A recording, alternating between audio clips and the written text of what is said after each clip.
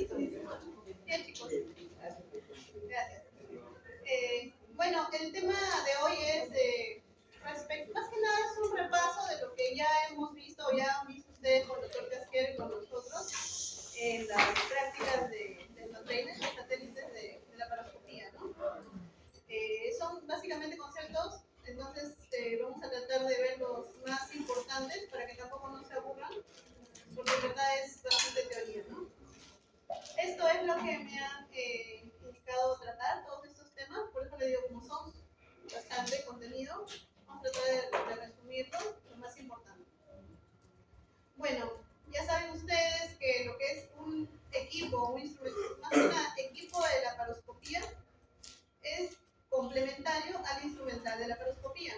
Lo que es el equipo de la paroscopía es sinónimo de la torre de la paroscopía, ¿no? Como les ha dicho el doctor Casqueros en las prácticas, la torre de la paroscopía es muy importante, es indispensable para que nosotros podamos operar un procedimiento por vía laparoscópica.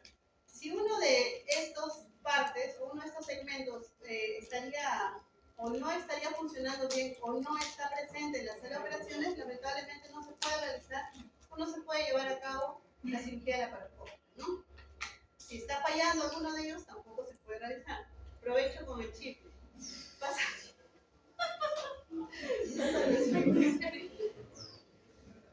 La torre de laparoscopía, esto es de equipo. Complementariamente viene a ser el instrumental laparoscópico, que son pues en sí las pinzas, ¿no? Las pinzas, el PUC y todo lo que se vaya a utilizar o que el cirujano vaya a usar durante la cirugía.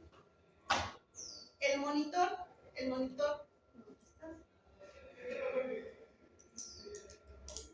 es el que se ve acá, ¿no es cierto? Es la pantalla la cual va a estar dirigida de frente al cirujano, principalmente, y también a la vez a sus ayudantes, en el caso de que ingresen 2 o 3 ayudantes, para que pueda visualizar lo que está realizando, el procedimiento que está realizando, ¿no? Entonces el monitor obviamente tiene que ser de alta calidad, de alta definición, para que el cirujano pueda ver o visualizar con precisión dónde está operando. Generalmente estos monitores son de mucha mejor calidad que las pantallas pues, de los televisores que ahora tenemos o de las pantallas de computadora. El neumoinsuflador, como también ya les ha explicado el doctor, ¿no? Es el aparato o es el equipo por el cual se va a introducir el CO2 a la cavidad abdominal, ¿no? Tiene varias partes. La parte posterior viene a conectarse un cable grueso para el tanque de CO2 por el cual va a ingresar el CO2. Este neumoinsuflador va a introducir mediante una manguera transparente el CO2 a la cavidad abdominal. Respecto a las otras partes o las otras partes que tiene acá el neumoinsuflador, tiene un monitor de la presión intraabdominal del paciente y también tiene un monitor del flujo, o sea, cuánto está ingresando al paciente de CO2 en el momento. Ese es otro modelo, pero acá para que vean cómo está conectado a la manguera del CO2. Eso es lo que ya más o menos les he comentado, es para introducir el CO2 a la cavidad abdominal.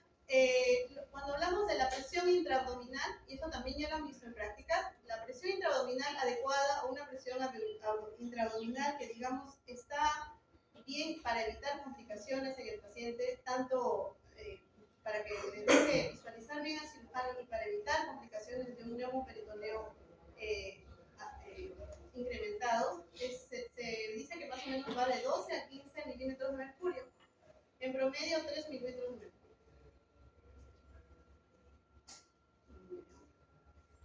Ahora, ¿por qué se utiliza el CO2? Y eso también lo han visto en las prácticas, ¿no?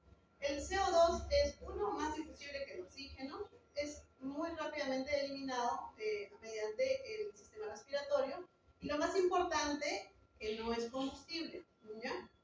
Entonces, por eso es que se utiliza el CO2 para realizar la distensión de la cavidad abdominal cuando se realiza la cirugía laparoscópica. Los cambios fisiológicos por infusión, de todas maneras, son importantes mencionarlos porque si es que la presión intraabdominal está demasiado elevada, entonces genera o puede producir complicaciones en el paciente, ¿no? Entonces, por eso es importante tratar de controlar un buen nivel de presión intraabdominal, como les he mencionado, entre el rango de 12 a 15 milímetros de mercurio. ¿Qué puede pasar cuando la presión intraabdominal por el CO2 está demasiado elevada? Entonces genera todos esos cambios a nivel fisiológico, ¿no? Disminuye el retorno venoso a nivel de la vena cava inferior, aumenta la resistencia vascular y baja el gasto cardíaco. Ahora, el hecho de que disminuya la presión arterial del oxígeno también pues genera un aumento de la presión del CO2 a nivel de la cuerpo, ¿no? Ahora, estas son las complicaciones que, si bien es cierto, el anestesiólogo está pendiente cuando en su monitor hay algún alerta y generalmente nos avisa. Entonces, son raras, pero de todas maneras es importante que ustedes las tengan en cuenta, ¿no? Un nivel elevado de CO2 puede incluso causar arritmia, ¿no? Porque, bueno, aparte de la arritmia, cuando se distiende demasiado el peritoneo, genera una reacción vagal, que es la bradicardia, disminuye la frecuencia cardíaca. Ahora, una de las complicaciones que se ha mencionado en la literatura, pero que en verdad es muy raro de ver, sobre todo ahora que pues ya se tiene mucho más en cuenta y conocimientos de la cirugía laparoscópica, es la embolia gaseosa, ¿no? Ahora, esto, si bien es cierto, puede llevar incluso a la muerte del paciente, como le vuelvo a repetir, es muy raro de encontrar. Estamos hablando todo respecto al CO2, ¿no? Ahora, la fuente de luz es la otra parte, ¿no? Ahora, la fuente de luz ya va, tiene que ver ya con el laparoscopio o con la cámara que nosotros vamos a conectar para poder visualizar directamente. Entonces, lo que se tiene que saber más o menos de la fuente de luz es que hay diferentes modelos, diferentes tipos de luz que van a ir generando según el tipo de fuente, ¿no? Por ejemplo, tenemos un tipo de fuente halógena, la luz es ligeramente amarilla y la potencia que utiliza son 250 watts, ¿no? Ahora, si tienes, por ejemplo, un tipo de fuente LED, obviamente, estas utilizan menos watts, pero la luz es más blanca, ¿no? Entonces, tienen esas diferencias según el tipo de fuente de luz que se utiliza. La fuente de luz, ese equipo que les he mostrado, se conecta a esta manguera, a este cable, que por dentro tiene fibras de vidrio. Este cable es uno de los más delicados a la hora de utilizar, a la hora del armado del equipo, porque como ustedes se darán cuenta, tiene estas fibras de vidrio que son muy finas y si es que se golpea, si se quiebra, entonces es fácilmente, se puede malograr fácilmente, ¿no? Entonces no va a durar mucho tiempo tampoco. Entonces tiene la punta, la cual se conecta al equipo que les he mostrado, y tiene la parte de acá, que ya es por donde sale la luz, que se conecta a la cámara. Acá le voy a mostrar la cámara. Todo esto es lo mismo que les he mencionado, la fibra óptica, que es muy frágil, especialmente en los movimientos de torsión. Sí se puede esterilizar por gas o por vapor. Ahora, lo que tienen también que tener en cuenta, si bien es cierto, la luz, entre comillas, que sale por acá, es una luz fría, sí se ha visto quemaduras, tanto en el paciente como en la ropa que cubre al paciente. Entonces, es lo último que uno prende a la hora de conectar a la cámara. Eso siempre tienen que tener en cuenta. Es lo último que se prende y es lo primero que se apaga a la hora de desarmar el equipo. Entonces, ese cable que les he mencionado, plomo, se conecta a este equipo, que es en sí el equipo que le va a permitir al cirujano ver, ¿no? En ese momento de la cirugía laparoscópica, esto se va a convertir en los ojos del cirujano. Acá se va a conectar la cámara y acá se va a conectar la fuente de luz que les he mostrado, ahorita por dónde va a transmitir la luz para que pueda visualizar la cavidad abdominal del paciente, ¿no? Entonces, estas ópticas o laparoscopio, como les he mencionado también, o de repente también les ha mencionado el doctor, al comienzo solamente tenían un ángulo de 0 grados, que le daba al cirujano una visión pues limitada, ¿no? Una visualización más amplia se puede conseguir con la biselación de la punta. Tienen laparoscopios actualmente de 30 grados, incluso en algunos lugares de 45 grados. ¿Esto qué genera? Que la visión o la visualización del cirujano sea más amplia y se pueda llegar a lugares un poquito más angostos que de repente normalmente no se llega con una visualización de 0 grados.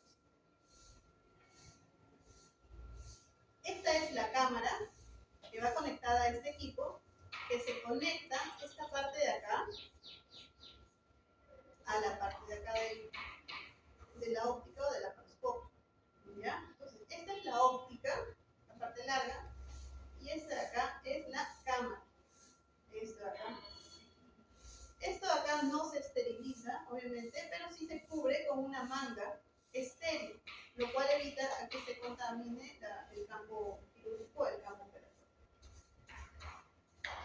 Entonces, bueno, una vez que ya está armado todo nuestro equipo de laparoscopía, entonces procedemos a armar el instrumental de laparoscopía.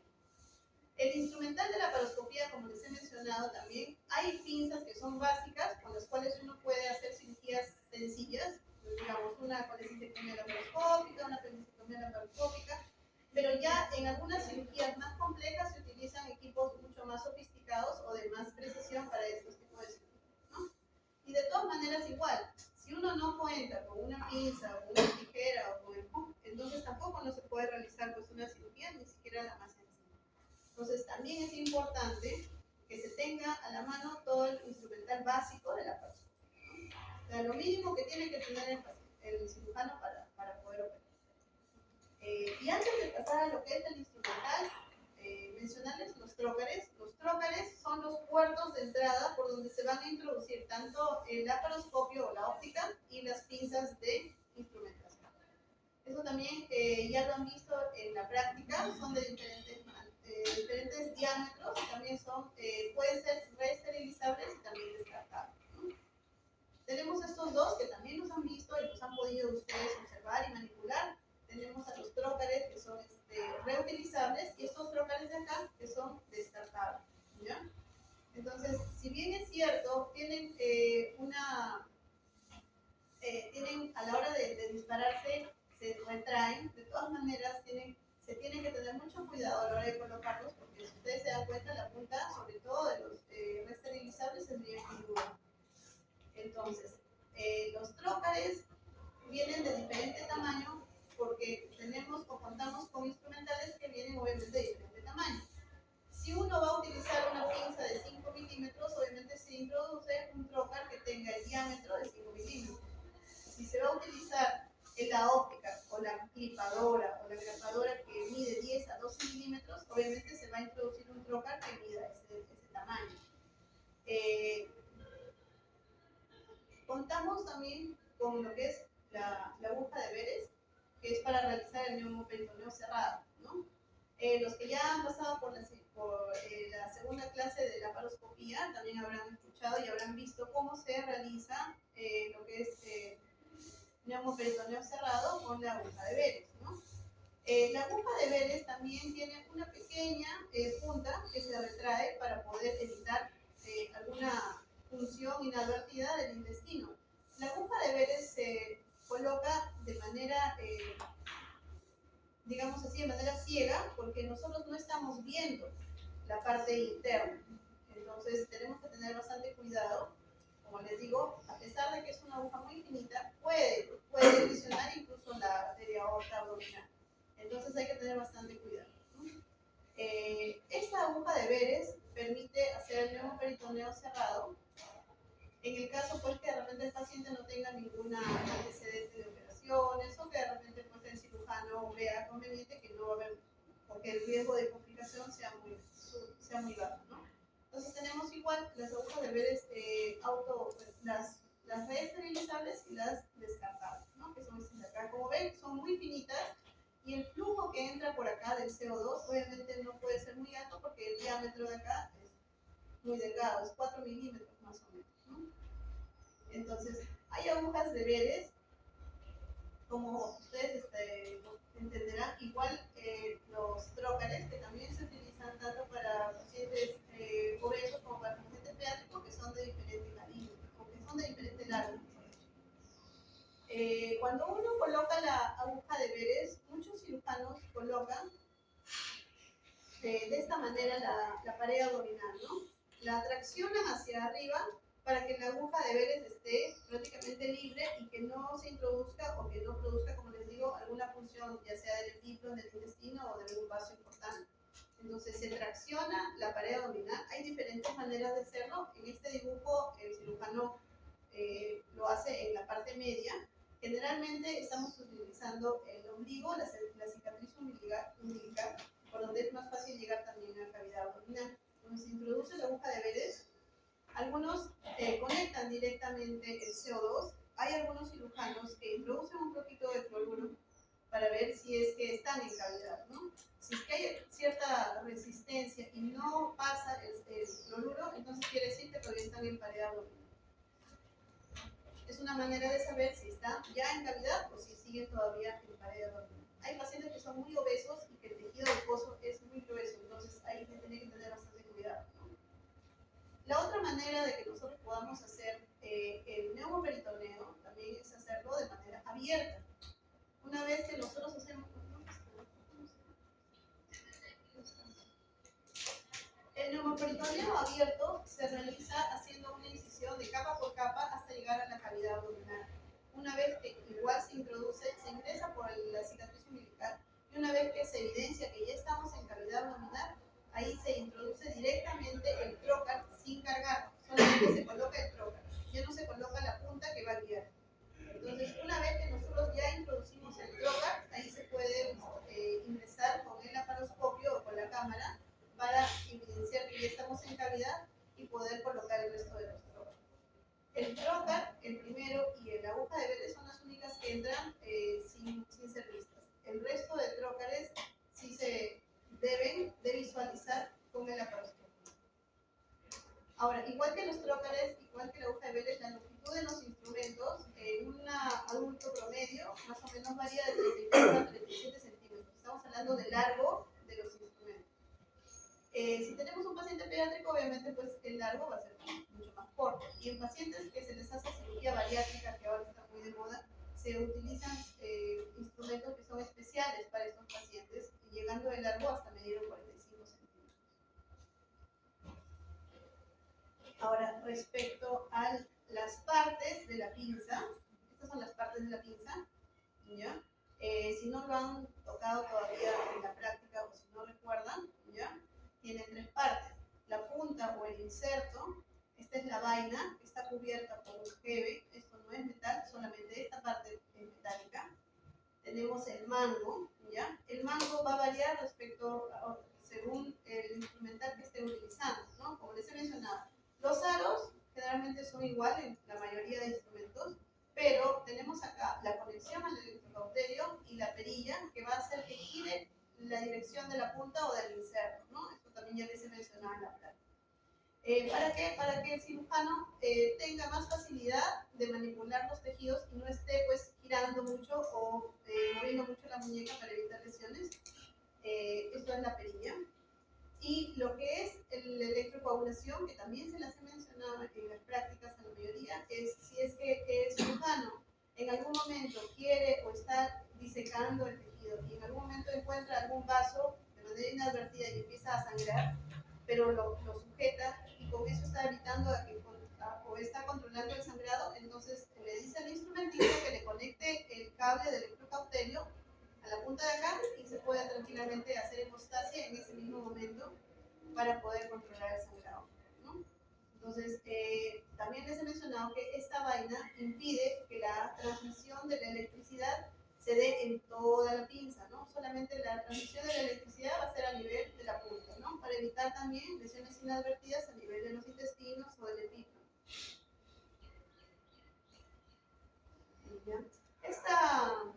Mango también ustedes ya lo conocen, lo han visto, han podido ustedes manipular en las prácticas del no-trainer, ¿no? Es el mango que tiene cremallera.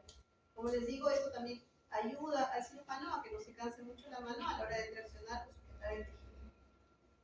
Pinzas de laparoscopía hay un montón. Las puntas o el inserto es lo que se diferencia entre una y otra, como ustedes están viendo por acá. Tenemos la tipo Maryland, la que les he mencionado. Tenemos no está por acá, la Grasper, pero ustedes la han visto, también la han manipulado la tipo Grasper. Hay una Grasper tipo cocodrilo, que los dientes son más toscos, generalmente se utiliza para tejidos más gruesos, ¿no? O una vesícula que está inflamada, que la pared está muy engrosada, o un apéndice que también está muy congestivo, se puede utilizar esa pinza. Hay pinzas que son más finas, como estas de acá, que son de repente para utilizarlas a la hora de manipular el intestino delgado, que es un tejido más fiable, ¿no? Es un tejido que no lo podríamos traccionar con esta pinza, por ejemplo, ¿no? Hay unas que son tipo Alice, no sé si ustedes han visto las pinzas Alice, que tienen unos dientes muy finitos, que también se utiliza para traccionar el intestino con mucho cuidado. También ¿right? A nivel de la paroscopia. Todas estas pinzas las utiliza generalmente el cirujano, generalmente digo, en la mano izquierda para poder levantar, traccionar o presentarse a la hora que está operando. Y generalmente en la mano izquierda el cirujano está con el PUC o el electrocautero. Entonces, el PUC, como les acabo de mencionar, es el que generalmente hace toda la cirugía en una cirugía sencilla. Si el cirujano está haciendo una colecistectomía laparoscópica, tracciona con su mano izquierda, con una de las pinzas que les he mencionado, según el tipo de tejido, con la mano izquierda, y con la mano derecha va haciendo la electrocoagulación, va cortando y a la vez también va haciendo coagulación para evitar sangrado y poder ir disecando la vesícula, ¿no? Entonces, este es el PUC. Hay diferentes tipos de ganchos, porque este es el gancho del PUC, y como se dan cuenta, solamente esta punta es de metal, ¿no? Y acá también la importancia que les he mencionado, todo esto está recubierto para evitar lesiones por quemadura en los intestinos o en las áreas que estén aledañas. Esta de acá es la tijera. La tijera, bueno, básicamente es para cortar tejidos que no sean pues, tejidos irrigados, de repente peritoneo o alguna adherencia, ¿no? Y también se utiliza para cortar los hilos cuando se sutura intracorporal. La cánula de aspiración y irrigación la han visto también ustedes de otra manera tal vez, o sea, de otro modelo, pero la idea es la misma, ¿no? Que uno de los botones haga succión del líquido intraabdominal y la otra haga irrigación del cloruro para poder limpiar, ¿no? Si es que tenemos una peritonitis, si tenemos un sangrado, entonces generalmente en esos casos se utiliza este sistema de irrigación y aspiración. La clipadora, también la han visto ustedes en las prácticas con el doctor. La clipadora es más gruesa, como ustedes la han visto, no es tan delgada como el instrumental. He puesto la alarma para no pasarme de la hora, porque la doctora sí es puntual. La clipadora normalmente es más gruesa, mide de 10 a 12 milímetros, entonces cuando se utiliza, como le vuelvo a repetir, la clipadora hay que tener en cuenta para colocar un trocar de 10 milímetros para que pueda introducirse en la clipadora. La clipadora más común es la que nosotros usamos en la colecistectomía, que usa clips de titanio, clips metálicos, para poder ligar tanto el cístico como la arteria cística, ¿no? Que son, digamos, vasos de un calibre muy delgado, ¿no? Generalmente pues 3 a 5 milímetros, no son más gruesas, entonces es suficiente con un clip metálico como los que utilizamos en este tipo de cirugías. Ahora, también les debe haber mencionado el doctor, y yo en algún momento a algún grupo le he mencionado, que existen otros tipos de clips, pero que son para vasos de mayor calibre, y generalmente, según el calibre, vienen de diferentes tamaños. Ahora, estos clips, son los que ven acá, tienen una clipadora especial. No es la clipadora que está acá, es la clipadora que ya conocemos, que se hace en la cirugía laparoscópica de vesícula, y liga y se pone y queda así, mejor dicho, ¿no? De manera segura para evitar pues, que haya fuga de la bilis o que haya un sangrado de la arteria cística. En algunos casos el calibre o que en el caso de que esté inflamada la vesícula, pues es un sangrado que puede ser importante si no lo ligamos. Ahora, si tenemos, por ejemplo, otro tipo de arterias, ya sea la arteria esplénica, tenemos la gastroepicloica, o de repente quieren ligar la arteria, una rama de la cónica derecha, entonces se utilizan estos clips que ven por acá, ¿ya? Que ya no son metálicos, que tienen un ganchito a la parte final. Entonces, eso hace que sean mucho más seguros para evitar a que luego se abran y produzca un sangrado importante, ¿no? Entonces, pero sí, generalmente en la práctica, les digo, el cirujano opta por colocar dos clips, a la hora de ligar en el muñón, y la parte que va a irse con la pieza operatoria generalmente se coloca solamente un, ¿no? Pero generalmente colocamos dos cuando es una arteria, por mayor seguridad.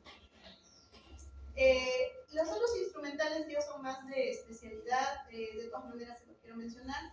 ¿Ya? Hay grapadoras lineales y grapadoras circulares. Las que más se utilizan a nivel laparoscópico son las lineales, porque vienen específicas para, o sea, el largo viene específico para lo que es la cirugía laparoscópica, que es este de acá, ¿ya? Este de acá, el largo, si ustedes se dan cuenta, es justamente diseñado para que pueda introducir el cirujano por uno de los trócares.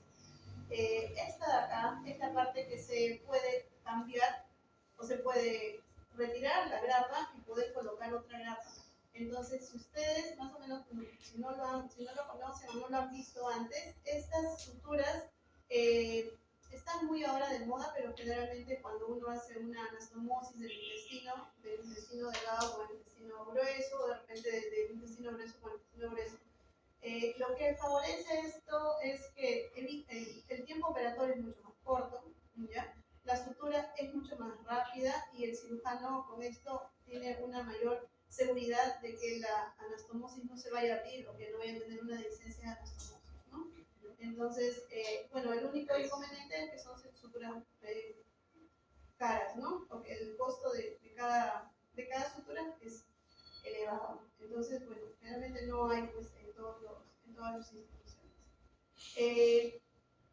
Las grapadoras circulares, si bien es cierto, también existen, que también se pueden realizar en cirugía laparoscópica, pero más se utilizan pues a nivel de cirugías de recto, ¿no? De recto distal, de recto medio, para poder hacer la anastomosis, tanto de la parte, por ejemplo, una anastomosis cordonal o una resección del recto sigmoides, se realiza pues una anastomosis término-terminal, pero con la ayuda de este tipo de suturas. Bueno, el portagujas ustedes también ya lo han conocido, lo han podido manejar, han tenido felizmente la oportunidad de poder manejarlo. En años anteriores, pues los chicos no tenían endotrailer, ¿no? Ahora felizmente ya ustedes están con esta oportunidad, así que felizmente han podido aprovechar también sus prácticas y bastantes de ustedes, por no decir todos, han tenido bastante habilidad, ¿no? Y usar el porta no es fácil como parece. Créanme que hay cirujanos que se les dificulta utilizar el porta, ¿no? O que de repente han demorado en poderse adaptar a este sistema, pero en verdad con ustedes ha sido muy rápido el aprendizaje y eso también me alegra mucho, ¿no? A pesar de que hemos contado con pocos equipos, pues, pero sí han podido felizmente todos poder hacer su práctica, ¿no? El electrocauterio tenemos dos modelos, el monopolar y el bipolar, ¿no? El monopolar, en términos generales, es el que se utiliza conectando al hub. Es el instrumento que ya les he mencionado, que ustedes han visto, ¿no? Que solamente, pues, utiliza un pedal. El cirujano es el que generalmente utiliza el hub, el que está llevando el hook en la mano derecha, y él es el que va a poder dirigir al instrumentista si quiere qué tanta intensidad tenga este hook, ¿no? Así como el lápiz de electrocauterio en cirugía abierta. Este monopolar, como ustedes verán, solamente cuenta con un cable y con una sola salida de electricidad, ¿no? Por eso es que en el uso del monopolar o en el uso del hook, hook o monopolar en verdad es lo mismo, ¿no? Porque solamente estamos utilizando, como vuelvo a repetir, una puerta de entrada de electricidad. En este caso, el paciente es muy importante que se le coloque una placa. Esta placa tiene un gel que evita a que el paciente obviamente tenga alguna quemadura, pero también ayuda a que la electricidad salga por este cable a este equipo, ¿ya? Haciendo un circuito cerrado y evitando quemaduras en el paciente. Si es que no se le coloca esta placa neutra, entonces sí pueden haber problemas porque la electricidad va a buscar por dónde salir y empieza a producir quemaduras en el paciente. En cambio, el bipolar sí cuenta ya con un sistema, no necesita la placa neutra porque tiene sus dos cables. Si bien es cierto, no están así, o sea, en sala de operaciones ustedes van a ver los dos cables juntitos, y tiene la parte distal como una especie de pinza por la cual se difunde o se dispersa la electricidad. Entonces, este tipo de electrocoagulación, que también se utiliza en cirugía abdominal, pero se utiliza más para quemaduras más precisas. O sea, en pocas palabras, el HUC lo que va a ocasionar es una electrocoagulación un poco más difusa. No solamente va a quemar la parte que uno está trabajando, sino también el tejido aledaño. Estamos hablando del HUC. ¿ya? La dispersión es mayor en el hub. En cambio, en el uso o la utilización de la pinza bipolar, porque es una pinza, ¿ya? En la utilización del bipolar, sí, la quemadura va a ser mucho más fina, no va a ser tan difusa. Entonces, generalmente, pues, el cirujano opta por utilizar este bipolar cuando el tejido es muy delgado. Si tú tienes un tejido muy grueso, no vas a poder hacer la coagulación con el bipolar, porque ese bipolar generalmente se utiliza para tejidos mucho más finos. Pero de todas maneras también se utiliza en cirugía laparoscópica. En cuanto a las complicaciones de cirugía laparoscópica, obviamente también existen. ¿Ya? Les mencioné en algún momento que la utilización de los trocas puede causar alguna función inadecuada tanto de vasos, arterias, venas o vísceras, tanto sólidas o huecas, ¿no? Sobre todo las huecas, estamos hablando del colon, del intestino delgado, incluso del estómago. Entonces, eso también es muy importante tenerlo en cuenta a la hora de colocar los trócares, incluso a la hora de colocar la aguja de Beres. La embolia gaseosa, que también les he mencionado, no he expandido mucho eso porque en verdad no es tan común y no es tan frecuente también tener ese tipo de complicaciones. El enfisema subcutáneo sí se ha visto enfisema subcutáneo en pacientes, es por la infiltración del CO2, ¿no? A través de las punciones, a través de la colocación de los trócares. Lo único que sí, esta enfisema subcutáneo no repercute en el paciente, no va a traer ninguna complicación mayor, no va a demorar su recuperación, entonces tampoco no es una complicación que lo vaya a perjudicar al paciente, ¿no? Generalmente pues este CO2 se va reabsorbiendo y hasta desaparecer. Bueno, en cuanto a cirugía robótica, robótica, como también les he mencionado en algún momento a algunos chicos, ya se encuentra acá en Perú, en Lima. Ya se han visto algunos hospitales que están operando con los equipos de cirugía robótica. Ahora, están operando con el Da Vinci, que es el más conocido. El Neoplásticas, me parece que tiene dos, si no me equivoco. El 2 de mayo también ya cuenta con su robot. Y la Clínica Internacional de San Borja también ya cuenta con su robot, ¿no? Entonces, yo creo que esto también va a ser el comienzo de que los demás hospitales, sobre todo de salud, van a empezar también a optar por la compra de estos robots para empezar ya a hacer más frecuentes las cirugías robóticas, ¿no? De todas maneras, el costo es elevado a la hora de utilizar el robot, por eso que también me imagino que ha demorado mucho en empezar a hacer cirugía robótica, ¿no? Pero ahora en Latinoamérica, si ustedes de repente han escuchado, ahorita pues Chile opera con robot, Argentina opera con robot, Brasil ni qué decir, ¿no? Los doctores que acá han empezado con cirugía robótica han ido a Brasil para poder capacitarse, entonces ahorita Brasil pues todo está operando con robot prácticamente, ¿no? Cirugía laparoscópica también en ellos ya es una cirugía habitual. Es más, hay algunos hospitales que la cirugía abierta ya ni la conocen los residentes porque todo es cirugía laparoscópica, ¿no? Con decirles eso. Lamentablemente nosotros todavía estamos atrasados. Eso en verdad es una pena y ojalá pues que poco a poco nosotros podamos ir avanzando, ¿no? La cirugía robótica lo que permite es mayor precisión, ¿no? Llegar a lugares que son, por ejemplo, la cavidad pélvica no es una cavidad que sea tan fácil de llegar cuando uno está operando de manera abierta. En cambio, con cirugía robótica se llega con mucho más precisión a los lugares donde uno quiere operar, ¿no? Ya sea para resecar el mesorrecto, para evitar, pues, por ejemplo, dañar algún vaso ilíacos o de repente la próstata, ¿no? Para poder separarla muy bien del recto. También se utiliza a nivel de cirugía ginecológica. Lo que es ginecología también, ¿no? Para hacer disecciones radicales de los ganglios retroperitoneales ayuda bastante porque se llega muy bien a estas zonas que cuando uno opera de manera abierta es más difícil de llegar.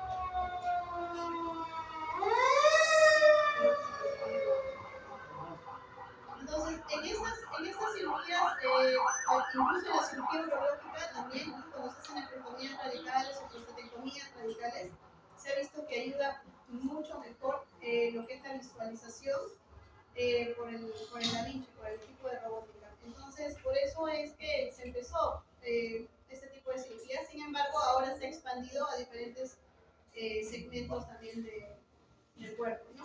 Ahora, la cirugía robótica, como ustedes no sé si han visto o han podido apreciar, el cirujano ya no está en contacto directo con el paciente, ¿no? El cirujano está en un lado lejano del paciente y el paciente está siendo monitorizado por el anestesiólogo y por su ayudante. El cirujano es el que se encuentra acá en el monitor. El cirujano, mediante esta pantalla de acá, está viendo lo que está realizando y solamente está utilizando unos mandos. Eso es como se le llama, ¿no? Son mandos de control con los cuales va moviendo los brazos articulados que tenemos acá. Esos son brazos articulados que generalmente el asistente le ayuda a colocarlos. Pero él solamente está ahí para colocar los brazos. O sea, el cirujano que está aquí parado no está haciendo otra cosa más que eso, ¿no? De repente acomodar un poco los brazos. Pero en este tipo de cirugías, ustedes se dan cuenta, puede operar tranquilamente un cirujano. En la cirugía laparoscópica, obviamente sí, ¿no? Opera el cirujano, pero siempre necesita, ya sea de una persona que le lleve el laparoscopio o que sea de dos asistentes cuando la cirugía es más compleja. En lo que es la cirugía robótica, un solo cirujano puede operar tranquilamente y no necesita de otra persona que le esté ayudando. Él solito está trabajando, uno de los brazos está traccionando el tejido, mientras con los otros brazos él está avanzando su operación, ¿no?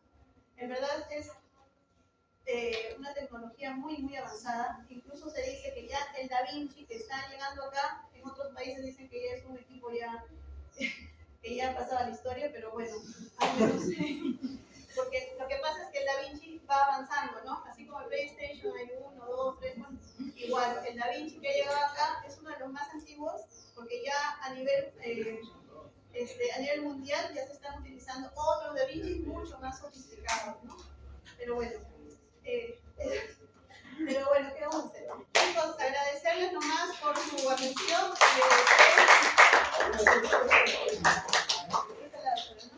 En verdad me alegra mucho que todos hayan podido cumplir con las prácticas de Endotrainer. Todos han podido lograr los objetivos. No hay ninguno hasta ahora que me haya dicho, no, yo no puedo, y se fue corriendo de la sala de Endotrainer, ¿no? Y a los chicos que les falta, bueno, ya nos vemos el viernes y la siguiente semana. ¿Ya, chicos? Éxitos en Algo reventó. Hay varias piedritas. Sí, aprovecho para Se cayó mi lapicero y se rompió. Oye, Martín. ¿Qué pasó? Ese lapicero, ese es el que tiene falta con luego. No.